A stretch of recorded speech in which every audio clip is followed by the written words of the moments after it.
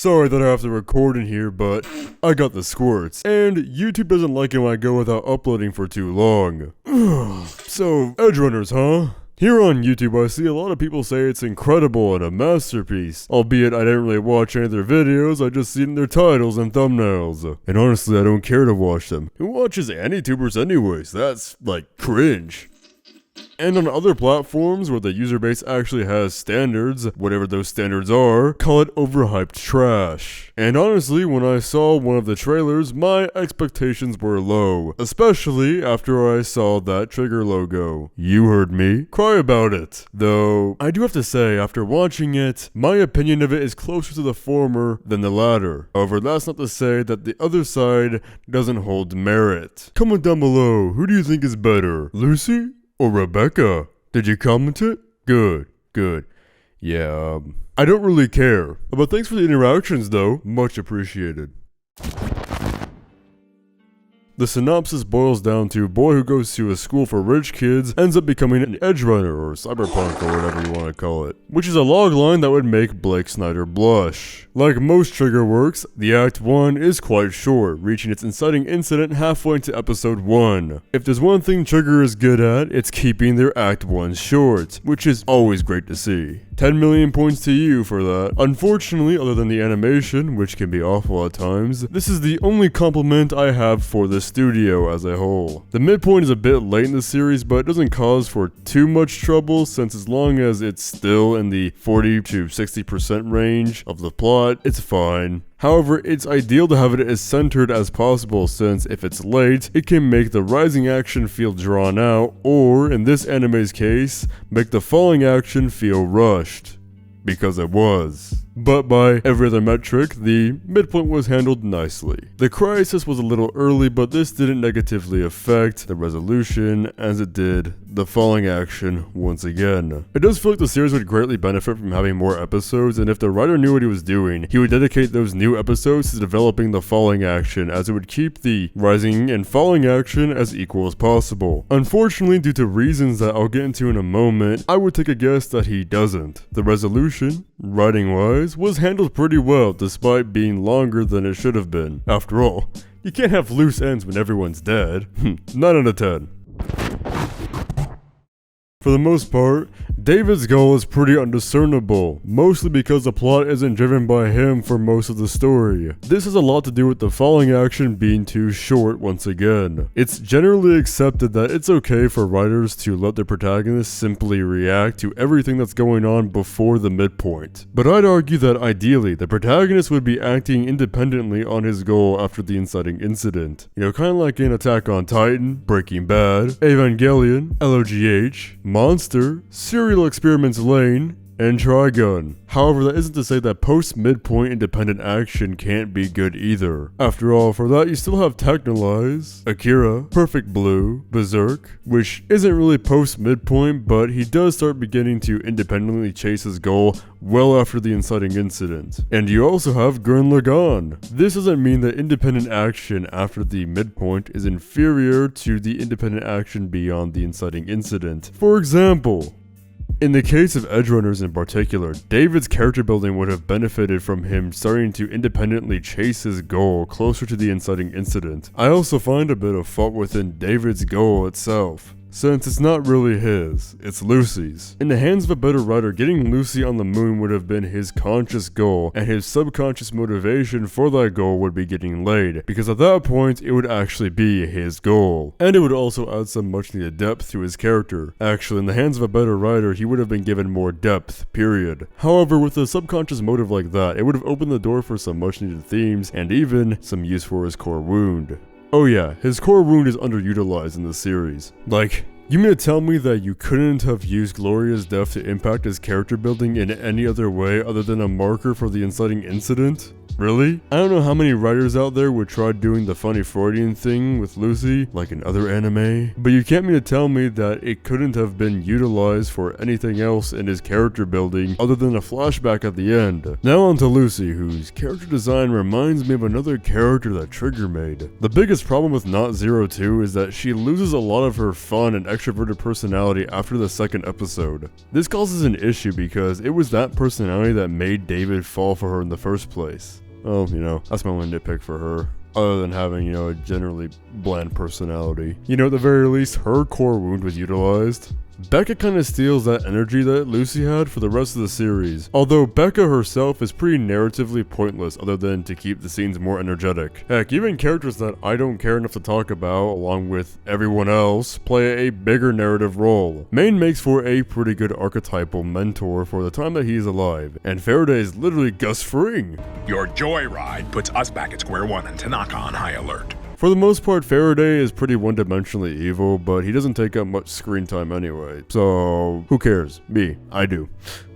Though it's my fault for expecting anything near Johan levels of antagonism from the likes of Trigger, the rest of the characters aren't important enough for me to talk about, so 8 out of 10.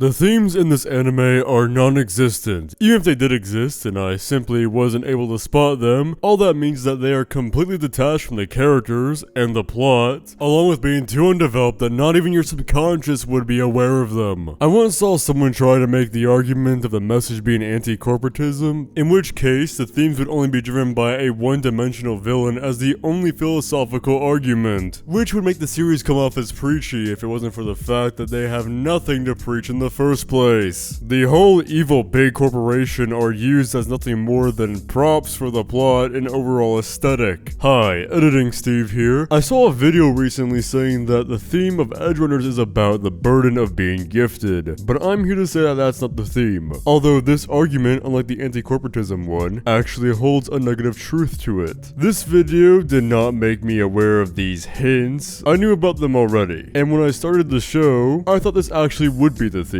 However, as this anime ended, I realized that it wasn't. Because David didn't die from too many cyber enhancements, he died because he wasn't strong enough. Adam Smasher, someone who was just simply more gifted, killed him, not the cyber enhancements. The plot would have driven him to fight Adam Smasher anyways. And if he didn't have those cyber enhancements, then he still would have been annihilated more than he already was, thus ruling out this theme entirely, or at the very least, making it incomplete. The reason I'm adding this is not because I learned something new from the video, but because I want to prevent morons from spamming my comment section about how I was wrong about the theme. This so-called theme is horribly implemented post-midpoint and keeps calling attention to itself without any payoff. The combination of a lack of theme and the protagonist's flimsy goal makes for a pretty directionless story. While it is clear with where it wants to end, the series doesn't know what direction to go in order to reach that end. This also affects the characters, since you can't have character arcs without themes. The style of this anime looks great, however, it clashes with the tone of the narrative. A style like Ghost in the Shell or Technolize would suit the anime much better. Some may argue that it's a good thing since it subverts the viewer's expectations, but it's obvious that's not what they were going for. There are multiple times where they use bright saturated rim lights to make the scenes more visually interesting. However, most of the times that it was used were unwarranted and took away from the overall impact from the scene. Although, one scene I'd say definitely benefited without any drawbacks with the saturated rim lights were the scenes with Adam Smasher. The saturated reds mixed with the dark silhouette was a perfect fit for his sinister character. However, most of the time, the rim lights broke immersion and ripped me out of the experience. Being an anime made by Trigger, you can count the animation being A tier. Well, most of the time. There's a weird phenomenon that happens in Trigger anime where a character will just slide while walking. I've heard some call it inventive animation. However, this is also the same crowd that say a 2D plane rotating in a 3D environment is mind-blowingly innovative. But what gets me the most about this scene is how it's so much more complicated than it looks. I mean, think about what it means to depict a two-dimensional object rotating within a two-dimensional space. The only way that this could happen would be if the animators had drawn every single frame of that 2D object turning through the air.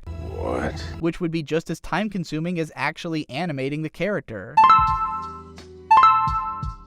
What seems more likely to me, though, is that the animators created a two-dimensional object and then placed it inside of an empty three-dimensional space, wherein they filmed the object flipping around and then superimposed that film into the two-dimensional scene.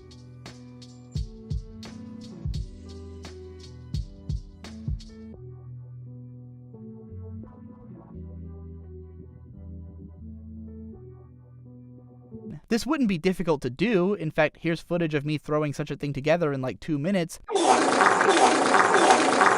But just the idea of it is so inventive that it blew my mind as soon as I thought about it. If, for some reason, you genuinely believe the funny fried chicken style is in any way innovative to animation, then you probably need to be put in a padded room. But likely he doesn't, and this is merely an overdose on copium. If Trigger fans knew anything about animation, they would instead compliment them on their use of CG. Honestly, Trigger CG is so well hidden that if you aren't paying attention or actively looking for it, you have a 50-50 chance of missing it. Or a 100% chance of missing it if you're a fan of Trigger.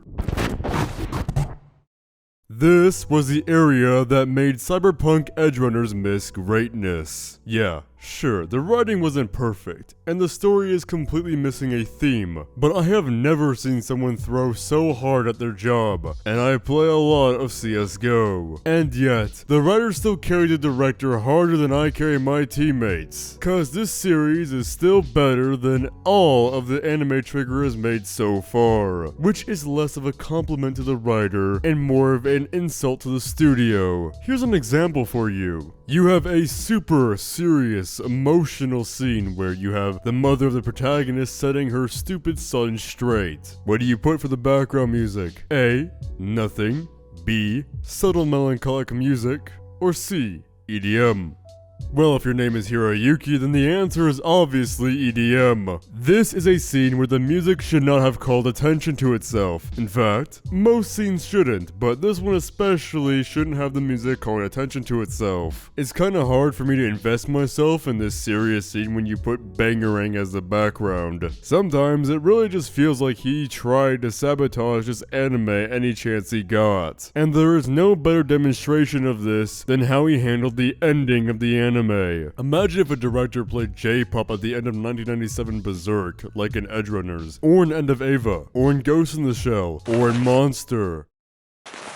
And that's not to say that you must end a sad or serious anime in silence. Pipe down! I'm trying to talk about anime! Where was I? Oh yeah, that's right. Just look at Technolize or Cowboy Bebop if you want to see a great ending, accompanied by fitting music. And that's really the biggest issue with the ending, isn't it? It isn't the animation or the writing, even though it feels a little rushed, or even that there's music at all. It's that the music that they used doesn't fit. The scene goes from dang to haha, schizophrenia funny. For me at least, it completely ruins the scene. It also feels like the director was upset that he was put on a project that doesn't have a happy ending. So he tried to lighten up the scene by putting upbeat music over it as if it won't ruin the ending. I know I might seem a bit nitpicky over this, but the ending of a story is very important. Wow them in the end. You got hit. You can have flaws, problems, but wow them in the end. And you've got a hit.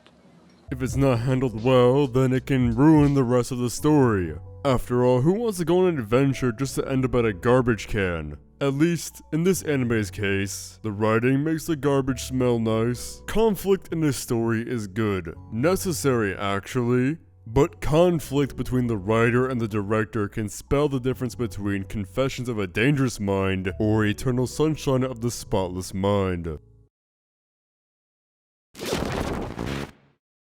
To say that Edgerunners has flaws would be an understatement, mostly because saying any piece of media has flaws is a complete nothing statement. Every piece of media has flaws, even the masterpieces. Art is never going to appease everyone. No, rather, Edgerunners has two gaping flaws, those being its lack of theme and subpar direction. That's not to say that Edgerunners is bad, quite the opposite. 8 out of 10. B-. But since it has a few big flaws instead of having a lot of small ones, it's easy to see why the discussion around this anime is so divided, at least the ones that I tend to see. While some may not care about themes or lack of direction or crappy choices to put music in, while for others it will completely ruin it for them. But all of what I'm saying is obvious. Of course, media is subjective. You say to your monitor as if I could hear you while you fondle your objectively putrid nutsack. However, that statement implies that media is 100% subjective, when that is abhorrently untrue.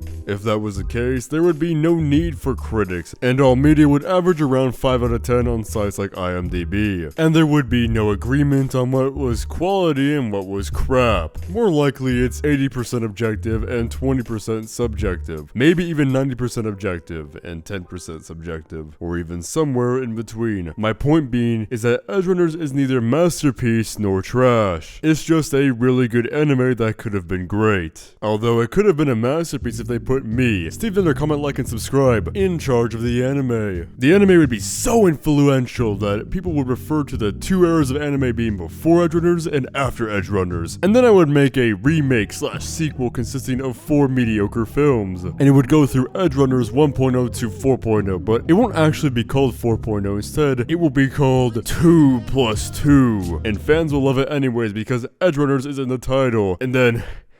And